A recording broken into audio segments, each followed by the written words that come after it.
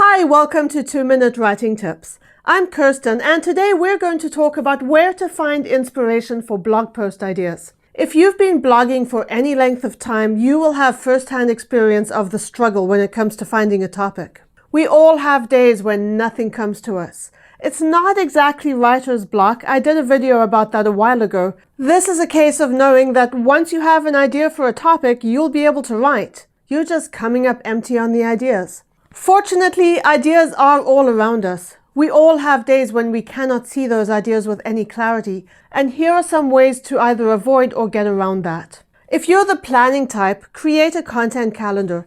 You can plan a month, 2 months, 6 months, even a year in advance. That way, when it's time to write your blog posts, you don't have to think about the topic because it's already there. Not everyone likes to do that level of planning though. Some people prefer to be more spontaneous and write about whatever topic grabs them. If this is you, keep a running list of topic ideas. So every time you think of something that you might use at some point, add it to your list, and when you're having one of those days, just refer to the list and use one of the topics. Next, we all have days when we start writing a blog post, and when we're halfway through, we discover that what we've written isn't really grabbing us. Instead of deleting it, save it in your drafts. If you go back to it another day, it may resonate with you more, and it could be the topic you use when inspiration cannot be found elsewhere. If you've tried all of this and you're still coming up empty, maybe you just need to take a break for the day. If you are committed to posting something, reblog one of your older posts, or post a link to another blog with an introductory paragraph saying why you love it.